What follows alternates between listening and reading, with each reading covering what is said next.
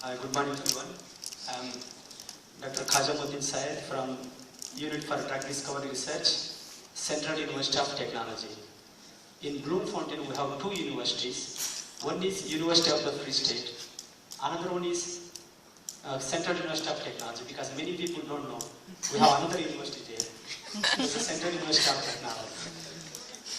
Before I start my presentation, I would like to thank Prof. Olavu for inviting me and giving me opportunity to share the groundbreaking research and also the discoveries came out from my laboratory for last 1.5 years. And also I would like to thank Prof. Olavu for sponsoring my students, 9 students personally, to attend the conference.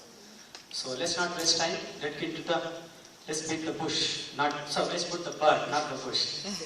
Okay. So last 2 days and even this morning also we are hearing about cytochrome P450 monoxidase.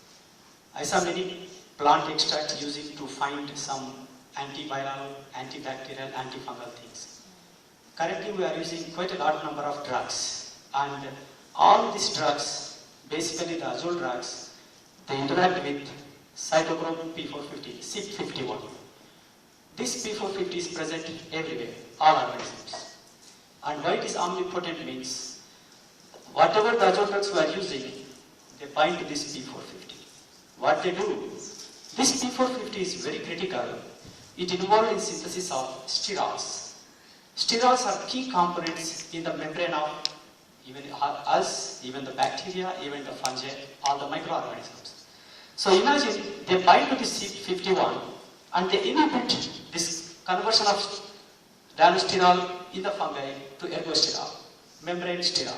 It stops that reaction. So it means the fungi or mycobacteria is going to die eventually.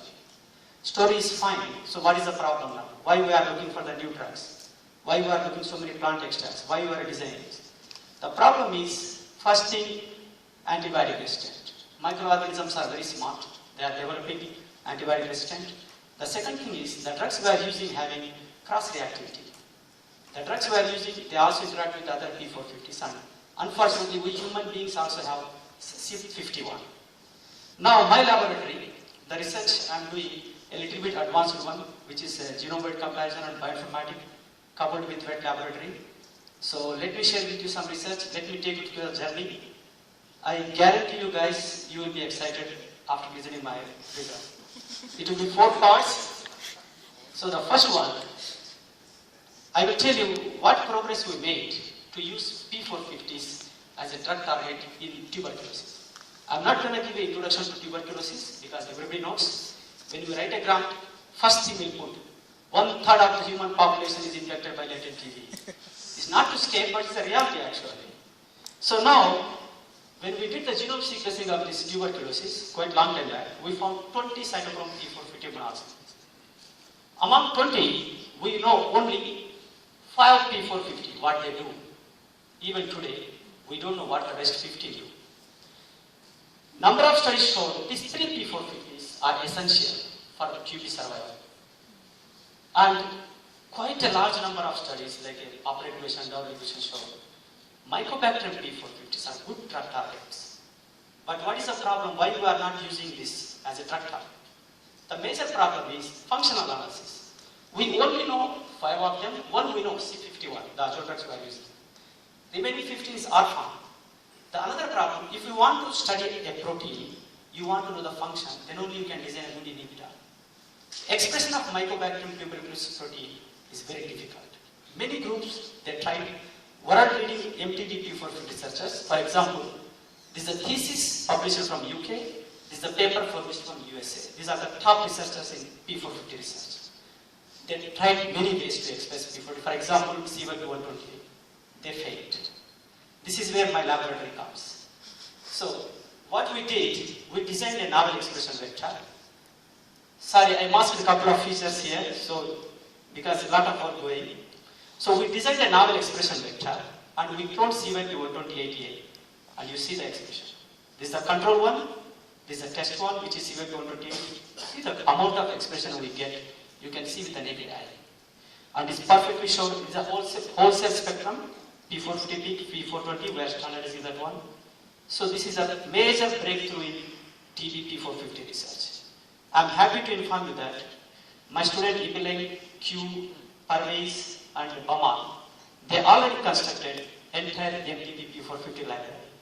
It's expressing inequality. This is the first time in the world we achieved from South Africa. With this success, then what we did the modeling of all the 14 P450s. Also, we take the crystal structures. We did the virtual modeling and virtual chemical screening. We now know the inhibitors which can inhibit these P450s. So, we are doing in vitro validation now. While working on this thing, we thought, why should we only target tuberculosis, which is a lung pathogen? Why can't we find a universal drug target which can kill all mycobacteria? So this is where we embarked this study. We annotated P450s across 61 mycobacterial species to date available. And this is a 3,504 P450s, the phylogenetic tree. What we identified, this mycobacteria used to be living in the soil. When slowly it adapted to enter into the humans and become a pathogen. We found a very interesting trend. From saprophyte to slowly human pathogen, it lost not only considerable number of genes, but also P450s. The good thing is, we found very specific P450s conserved across 61 mycobacterial species. So this means these P450s, they have very key role. And also one interesting thing we observed, the mycobacterial P450s, they are highly conserved in terms of amino acid sequence. The primary structure is very conserved. When we take, you see, the red indicates number of amino acids conserved. This CYP141 is totally conserved across 61 mycobacteria amino acids, nothing changed. So if organisms during the evolution, they are keeping something highly conserved means, anything happen to that one, it will be a problem for them. If you want to make somebody a hero, you have to find a villain. It's a comparison, right? So we just can't tell, hey, mycobacteria is conserved. We have to compare with other P450s.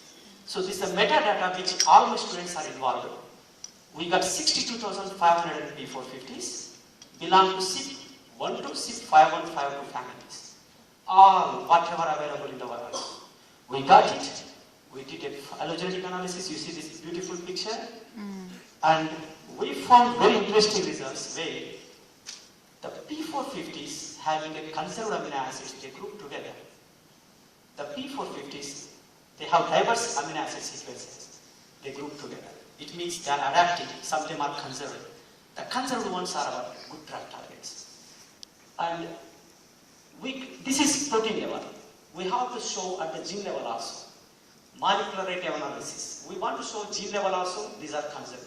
So we did evolutionary rate analysis, and now we know which P450s can be drug targeted in tuberculosis that can kill across 61 mycobacterial species. The results we are going to soon communicate to evolutionary, molecular evolutionary biology impact factor 16 journal. We are hoping for the best. Now, that is for the mycobacterium. Coming to the fungal, we also want to identify a common drug target for the fungal pathogens also. So what we did, we look into the literature. We know CYP51, it's working, but adverse reactions are there. We want to find another drug target. So we were looking, what is the criteria? First thing, if you want something which is a drug target, it should present in all fungal pathogens. The second one, if it is functional data available, it's easy to design an inhibitor. The third one, essentiality. If anybody can delete the gene, if organism dead, that's really a great catch. The fourth one, we want to find a P450 which humans doesn't have. Then there is no cross-reactivity. So those are the four criteria when we look into the literature. We found Eureka, CYP53. Then, as you know, the CYP53, it do a simple function, guys. Everybody knows this, most of people guys. It converts benzoate into the hydroxybenzoate. Benzoate is a toxic for fungi. It also forms during the metabolism. Even plants they produce as an antifungal agent. One study in 2002, when they knocked this gene, fungi couldn't survive.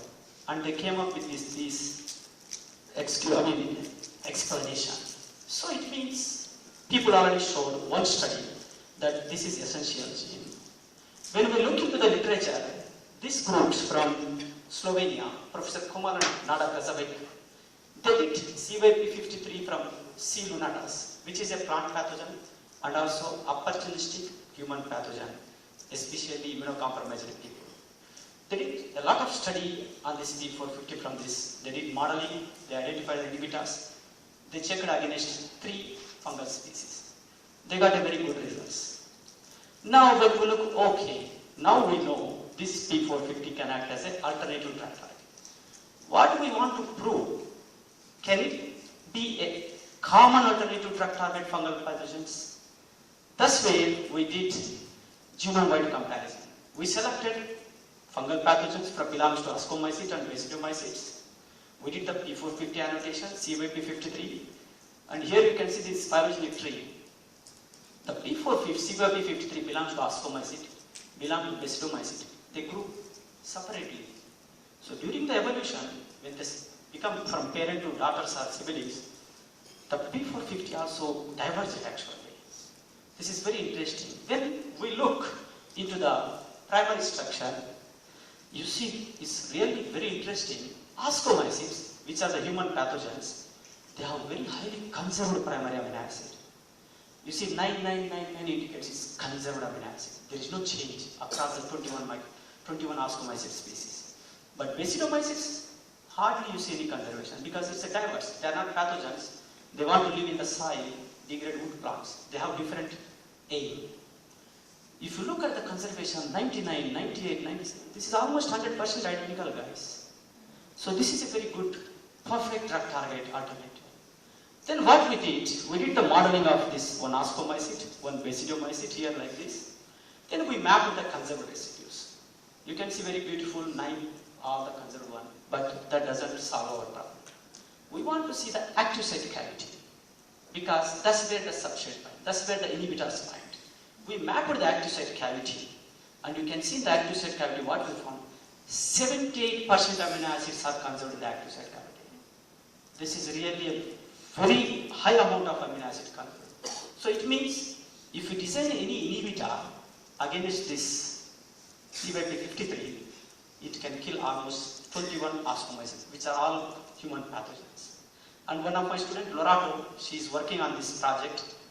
All students, 11 posters are there. Please have a look. Now, so after this, there are 2 ways. We already have the knowledge we generated. What about any novel P450s, specific to some pathogens, which is not present in any other pathogens? So this is also we did. So not only bacteria, not only fungi, we also work on oocytes. Oocytes earlier considered as a fungus-like organisms. But now it's different.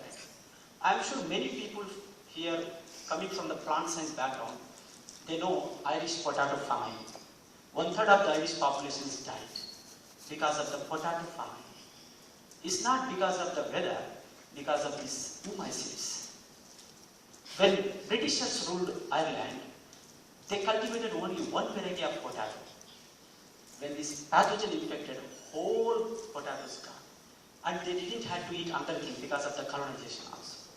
Another big problem with this pathogen, they can infect anyone, plant, bacteria, plant or animals, especially aquatic animals.